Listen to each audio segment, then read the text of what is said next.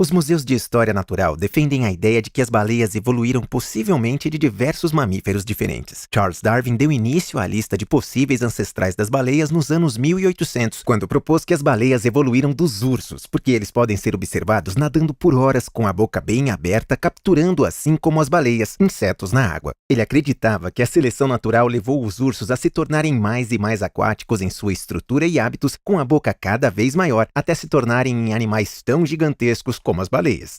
Nas últimas décadas, proeminentes evolucionistas sugeriram diversas teses mirabolantes sobre a origem das baleias. A Academia de Ciências da Califórnia defende que vieram de animais parecidos com hienas. O Instituto de Tóquio de algum animal parecido com um hipopótamo. Já a Universidade de Michigan defende que vieram de algum tipo de gato. O Museu de Carnegie um tipo de lobo. Um ancestral do veado no Museu de Melbourne e um tipo de leão no Museu Americano de História Natural. Isso não te parece um pouco de achismo? Pois é, há 4 tipos diferentes de ordens de mamíferos sugeridos como possíveis ancestrais das baleias.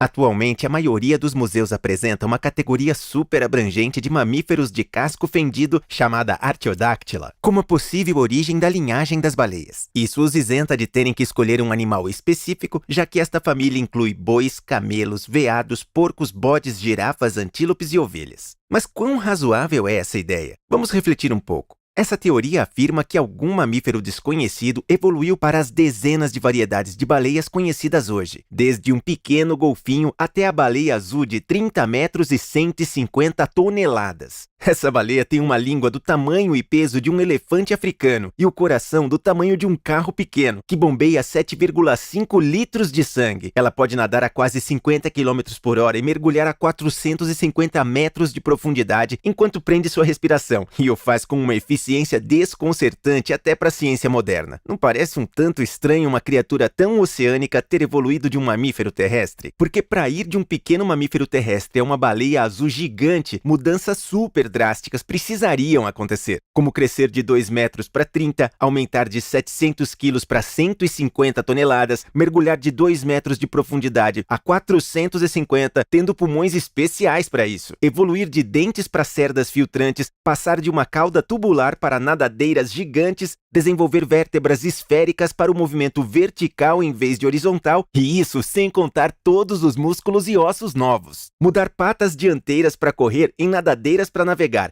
eliminar as patas traseiras e transferir o nariz da ponta do focinho para o topo da cabeça. Adaptar os rins para água salgada em vez de doce, mudar pelos em gordura para proteção térmica, adaptar internamente os ouvidos, tornando-os capazes de ouvir parceiros a 800 quilômetros de distância. E esse é só o começo da lista. Vamos conferir um vídeo da Ilustra Mídia, chamado Águas Vivas Design Inteligente no Oceano, que demonstra claramente como uma criatura terrestre se tornar em uma baleia é impossível, mesmo considerando modelos evolucionistas.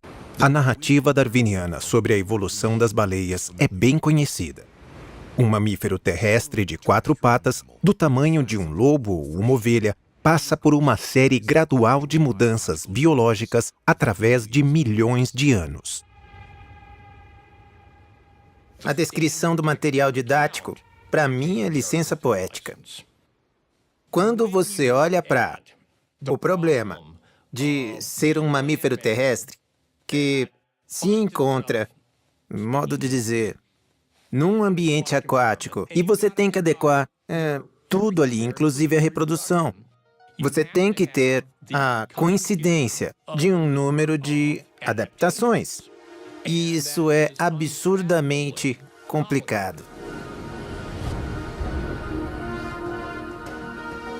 A escala dessas adaptações teriam que ser imensas, incluindo a remodelagem do crânio e dos músculos, a transferência das narinas para o topo da cabeça, a conversão das patas dianteiras em nadadeiras, a reconstrução do esqueleto, incluindo juntas esféricas para a cauda se mover verticalmente, a transformação de algumas poucas dúzias de dentes em centenas de placas, alinhadas como fibras de uma escova. A reorganização dos tecidos renais para acomodar a ingestão de água salgada. Pulmões aumentados e renovados dramaticamente para suportarem as pressões intensas dos mergulhos profundos. A inclusão de uma camada de gordura para isolamento térmico em águas gélidas. e modificações nos ouvidos, olhos e na pele para funcionarem eficientemente num ambiente aquático. Considere todos os parâmetros a serem modificados e então multiplique isso por, sei lá, umas 1000 vezes. Ou mais que isso. Esse é o tamanho do problema em questão.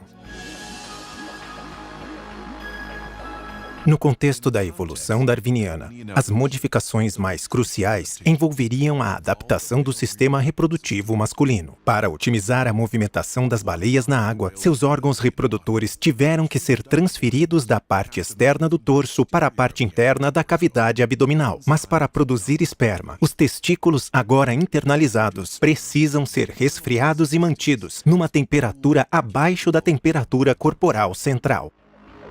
Sem uma temperatura mais baixa, não há produção de esperma. Ponto final. E em termos evolutivos, esterilidade é igual. Não dá. Nem aparece na corrida da vida, por assim dizer. Uma das condições necessárias da seleção natural é a habilidade de reproduzir. Não dá para ter seleção natural sem a capacidade de reproduzir. Se não tem sêmen, não acontece a reprodução. Não tem como a seleção natural operar. E você tem que resolver esse problema de engenharia. Enquanto um macho de baleia corcunda nada, ele gera calor, o que aumenta sua temperatura corporal. Para prevenir a esterilidade, a baleia se vale de um mecanismo de refrigeração presente em seu sistema circulatório.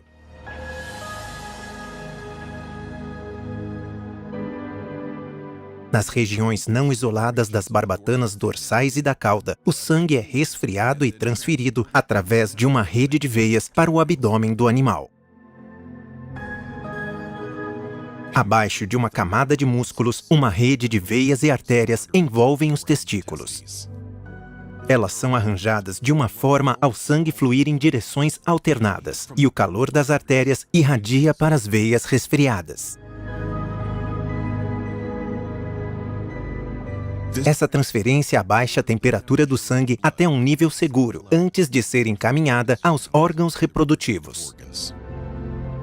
Uma incrível solução para esse problema. É lindo e anatomicamente complexo. Isso envolve o que é chamado, emprestando do latim, uma rede de milagres, de artérias e veias. Mas é possível explicar isso a partir de um cenário gradual desses livros didáticos, uma pequena mudança, fixação. Não encaixa no modelo darwiniano. Na minha opinião, estamos diante de um conjunto de características que precisam estar integradas desde o começo. Quero dizer, é um tipo de mudança não gradual. Então, o sistema de refrigeração faz sentido porque temos glândulas internalizadas e as glândulas reprodutivas internas, por sua vez, não têm uso sem o sistema de refrigeração. Não dá para explicar o aparecimento de um sem a existência do outro.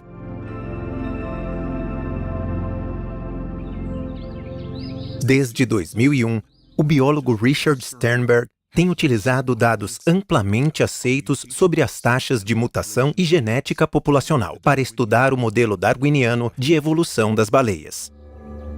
Sternberg concentrou sua pesquisa na seleção natural e na probabilidade de mutações colaborativas, os erros genéticos requeridos numa molécula de DNA para mudanças macroevolutivas. Isso é um jogo de números, eu quero dizer, você tem que explicar isso em termos de coincidentes mutações que simplesmente aconteceram de se manifestarem e com as combinações corretas para reformar a coluna vertebral, para reformar a musculatura, o sistema nevrálgico, os olhos, os ouvidos e etc, etc, etc. Então imagine que a transformação que se pretende conseguir é transformar uma pata de um mamífero terrestre na barbatana de um animal totalmente aquático como golfinho ou baleia. Bom, vamos olhar a série de mutações necessárias. Digamos que nós temos A e ele afetará os ossos. Mas pense nos seus próprios membros, não são só ossos. Há músculos, tendões, nervos, comportamentos associados. Então você olha para sua lista de mutações e, bom, eu tenho A, dando início à minha transformação, mas eu preciso de B, C, D, E e F também.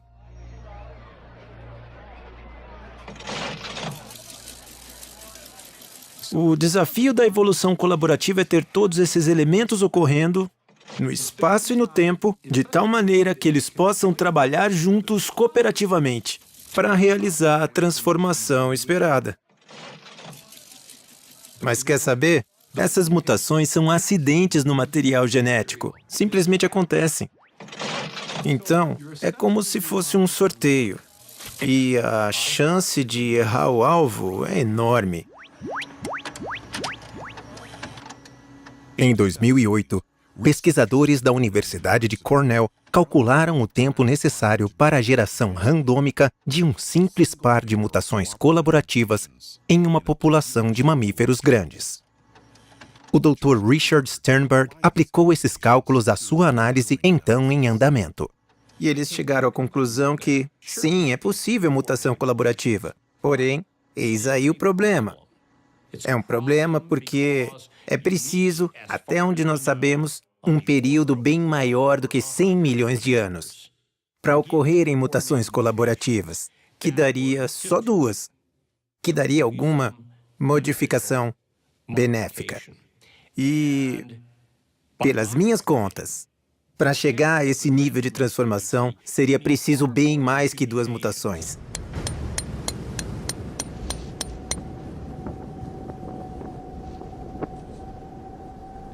Se duas mutações colaborativas são estabelecidas numa população de mamíferos uma vez a cada 1.000.000 de séculos, um desafio enorme à teoria darwiniana emerge do pó da Terra.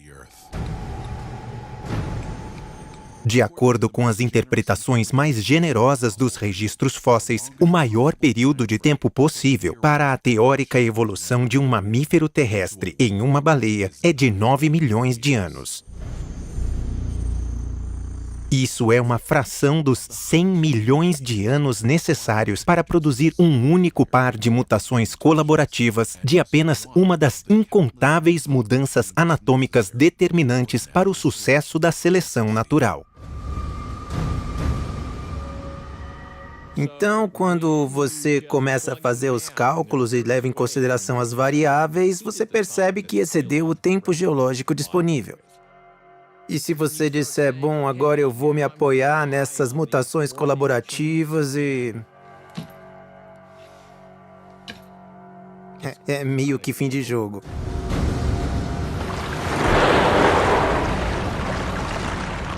Você não precisa ser PhD em matemática nem em genética populacional para perceber aonde isso vai dar. E mesmo se houvessem milhões e milhões de anos, 5, 10, 15, que sejam 100 milhões de anos para chegar nessa transformação, você continua tendo esses limites bem reais. Tamanho populacional, taxa de mutação, tempo de geração, muitas características precisam ser modificadas. Se o processo em questão não pode acontecer, não vai acontecer independente do tempo disponível. Então, tanto faz o tempo.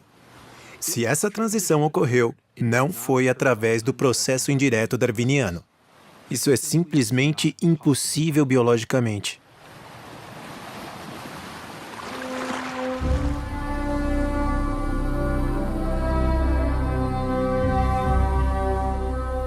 O darwinismo proporcionou uma explicação para o design inteligente. E dizer que não existe um criador, ou se preferir, um criador da seleção natural, se isso está fora de questão, ou seja, se isso não explica a evidência, então, o que nos resta é, bom, as coisas parecem criadas porque foram criadas. Mas e o que o registro fóssil nos mostra? Ele não mostra uma linhagem progressiva de animais terrestres para aquáticos? Vamos ouvir o famoso evolucionista Richard Dawkins, revelando como ele crê que os fósseis se alinham e suportam o argumento evolucionista. As pessoas sempre perguntam, onde estão os fósseis intermediários? Nos mostre eles. Há muitos fósseis intermediários e um dos melhores exemplos são as baleias. As baleias modernas aqui e aqui uma série de fósseis. De volta no tempo, o Duradon, por volta de 36 milhões de anos atrás, Rodocetus, 47 milhões e meio, Paquicetus, 48 milhões e meio.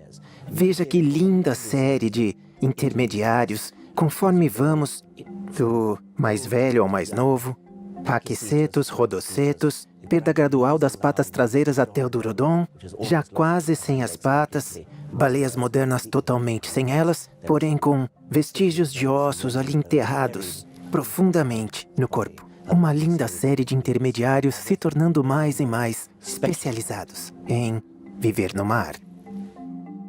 Ao olhar o primeiro ícone utilizado por Dawkins, o de um artiodáctilo, lembre-se que essa é apenas uma ampla categoria de animais de cascos fendidos que inclui bodes, ovelhas, camelos, porcos, bois e veados e que, além de mero achismo, não há nenhuma evidência que conecte todo esse grupo de animais às baleias. Ao sugerir que as baleias evoluíram de algum ancestral artiodáctilo, os evolucionistas admitem não terem um fóssil real que conecte baleias a outros mamíferos. Em vez disso, eles se valem de um ainda não encontrado ancestral imaginário. Então, o animal exato que preencherá essa lacuna vai depender do museu que você visitar.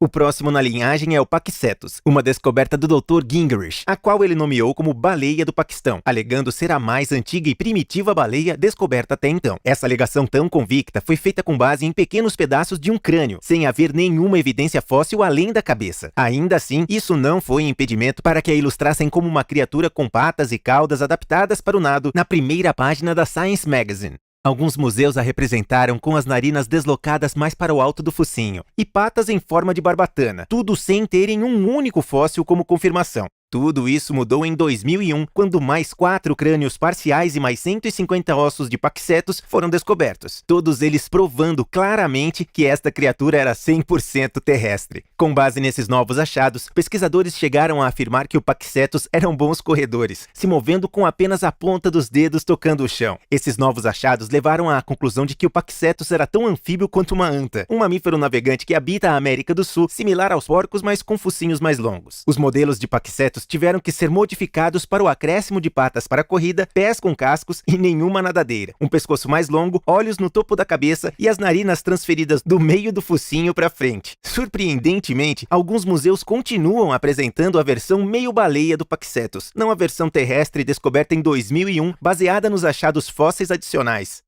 Depois temos o Rhodocetus, baseado em um fóssil achado no Paquistão em 1992, sendo agora representado por 3 achados fósseis. Muitos livros didáticos e museus apresentam o Rhodocetus com pés de barbatana e uma cauda longa terminada em um tipo de nadadeira de baleia, mesmo tendo sido achadas poucas vértebras abaixo da pelvis. O Dr. Gingerich, principal paleontologista responsável pela reconstrução e apresentação do Rhodocetus, adicionou uma longa cauda completa com nadadeira de baleia e pés de barbatana para exposição no Museu de História Natural da Universidade de Michigan. Quando questionado em entrevista sobre essas 3 características típicas de baleias por ele adicionadas, foi inacreditável o que ele admitiu. Quando essa filmagem foi feita na Universidade de Michigan, em Ann Arbor, o produtor executivo notou uma discrepância entre as imagens em museus do Rhodocetus e os fósseis. A representação do Rhodocetus trazia uma nadadeira de baleia, mas não haviam fósseis para essa confirmação. O Dr. Phil Gingerich, responsável pela descoberta e reconstrução do Rhodocetus, foi questionado sobre como ele sabia que haveria uma nadadeira de baleia naquela criatura se essa parte do fóssil estava faltando.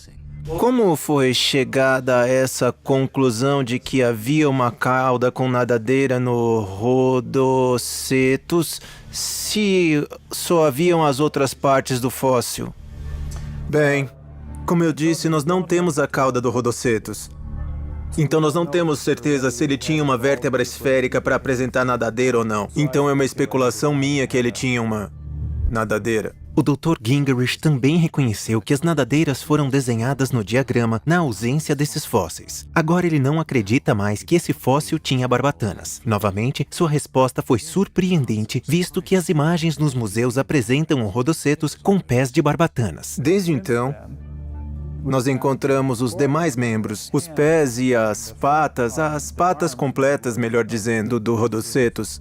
E a gente percebeu que eles não têm o tipo de membros abertos e espaçados como as nadadeiras de uma baleia. E se não há barbatanas, eu não acho possível haver uma cauda com nadadeira adaptada para o nado. Então, agora eu duvido que o Rhodocetus tivesse nadadeiras.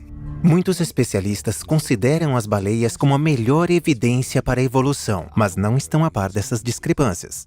Bom, sem cauda longa, sem nadadeira e sem pés de barbatana. Essa criatura certamente não se aparenta com nenhuma baleia, nem estava minimamente perto de se tornar uma. Por fim, nós temos o Dorodon. Esses animais são simplesmente baleias extintas, com orifícios nasais no topo do crânio, mediam uns 15 metros e viviam na água o tempo todo. Vamos agora investigar a ideia de que algumas baleias apresentam vestígio de patas ou cintura que seriam supostamente evidências de sobras evolutivas do tempo em que as baleias andavam na Terra. Museus frequentemente apontam essas estruturas nos esqueletos de baleias, afirmando a história evolutiva com elas. Enquanto alguns museus as apresentam como supostas evidências de evolução, cientistas agora sabem que esses ossos são, na verdade, como apoios reprodutivos, necessários para manter animais pesadíssimos bem unidos enquanto acasalam e nadam na água. Na verdade, um dos estudos que revelou essa descoberta foi publicado em um jornal chamado Evolution. Nada de restos evolutivos. O que nós podemos saber com certeza sobre a suposta história evolutiva das baleias é que essas teorias mudam frequentemente. Ursos, mesoniquídeos, paquicetos e muitas outras ordens de mamíferos foram ventiladas como possíveis ancestrais. No entanto, a narrativa bíblica prossegue imutável. Baleias foram criadas como baleias há apenas alguns milhares de anos atrás, no 5º dia da criação. Os tipos diferentes de baleia indicam variação, mas se mantendo no tipo em que foram criadas. Algumas delas não sobreviveram ao dilúvio, mas muitas prosseguem vivas, enchendo a terra com a glória de Deus. Looking for answers about what the Bible teaches about creation, the fossil record, dinosaurs?